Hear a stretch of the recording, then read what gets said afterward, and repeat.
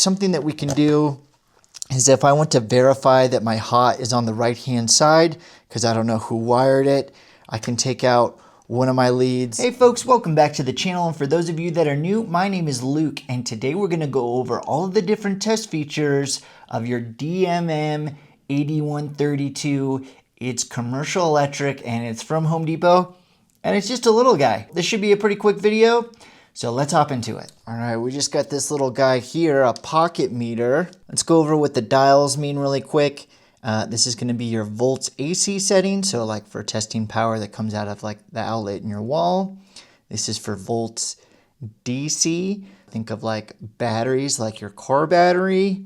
And then we have these little battery testers here for like a 9 volt and 1.5. This is your resistance measurement. You can also use this for checking continuity. Oftentimes when you look up how to test something online, the first thing it'll say is check the continuity of it, and you can use your resistance setting for that.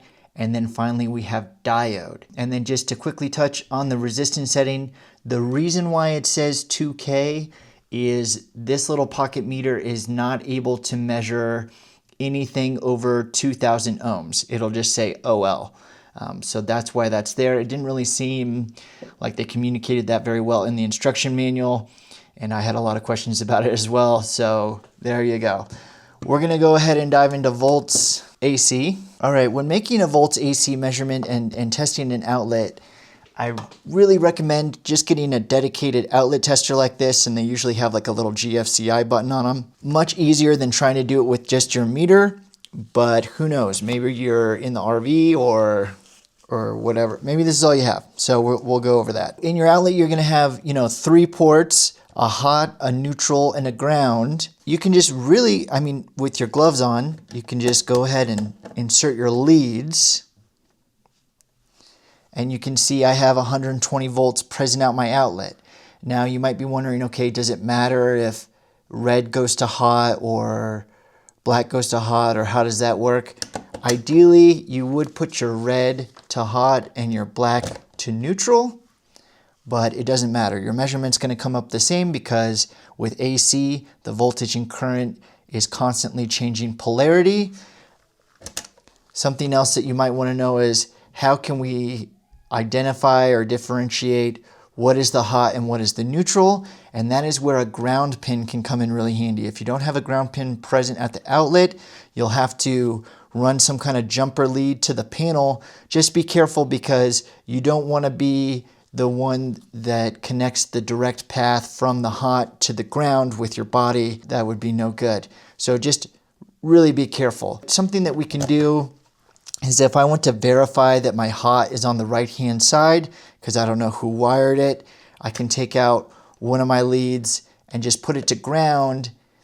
And if my red is still at the hot, I'm gonna have 120 volts of difference in potential between this port and my ground, okay? Or if you don't have a ground here at the outlet, if you use the ground at a panel or somewhere else in the system, you should still have 120 volts.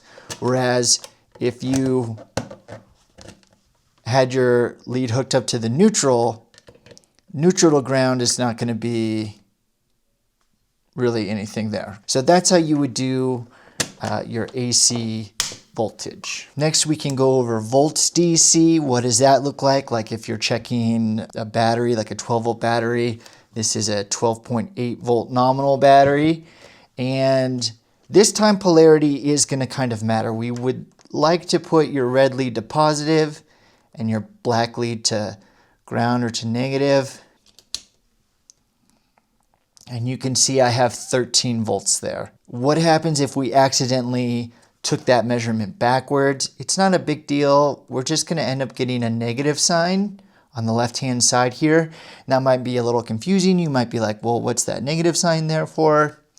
That's what it's there for. It's just indicating that the flow is in the opposite direction than the meter is anticipating, and that your leads are probably just backwards, and you can just flip them around and that'll take care of that. All right, your battery testing. Now, with the volts DC checking a car battery, you're just checking the surface voltage of the battery. You're not actually load testing the battery to see if it's good or not. You're just checking basically what's called the state of charge. But with the 9 volt and 1.5 volt battery test settings, it will actually load test it for you. And again, black to negative, red to positive. And that's our voltage after it's load tested. And then you can just take that value and compare it to like a chart online or something like that.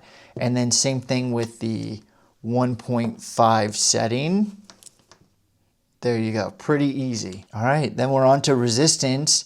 Now, resistance is gonna be a little bit tricky because unlike other meters, we're gonna have this K. We're gonna have this K that's always present. And so what that's telling you is any value that you have, you're gonna wanna think of kilo is what K is gonna stand for. So kilo for 1,000.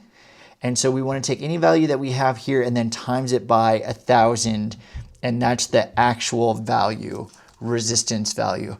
So it could be confusing because you're gonna see a lot of measurements in decimals. So like if I was going to check continuity, let's say you're just trying to run a basic test and you wanna run continuity. This meter doesn't have continuity setting, but it has resistance.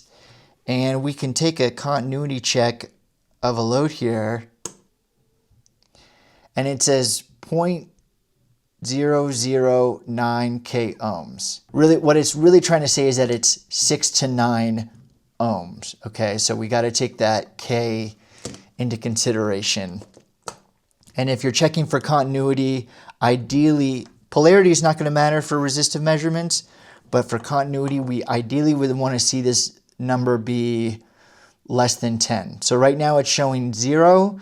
So it's likely less than 1 ohm. What does the OL stand for, you might be asking? And that is going to be for open loop or out of limits. So like how I said before, where it can only measure up to 2,000 ohms. If you measure something that's 3,000 ohms, it's going to say OL, telling you it's out of limits. Or in this context here, open loop, because we need a loop, a complete circuit for electricity to flow.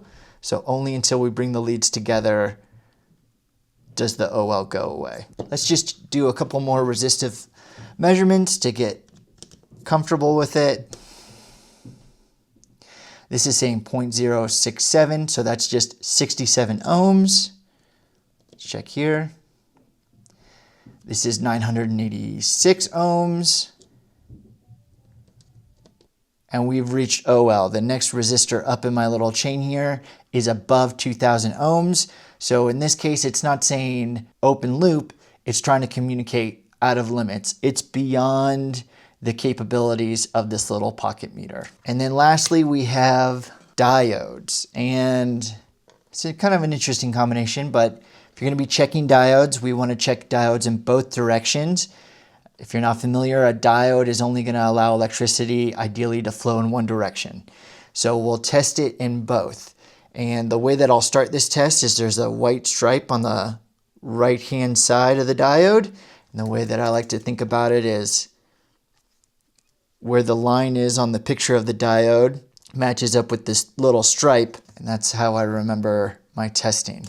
So I'll put my red lead on the left-hand side of the diode, my black lead on the right-hand side. And the measurement that we're seeing there is the amount of voltage drop across the diode. And there's a decimal there because it's letting us know that it's a millivolt value. So this is either, you can think of this value as 0.269 volts, or another way to think about it that might be easier is 269 millivolts. And then we want to make sure to change the direction of our diode, and we'll test it again, and we should see OL because we're not able to flow backwards.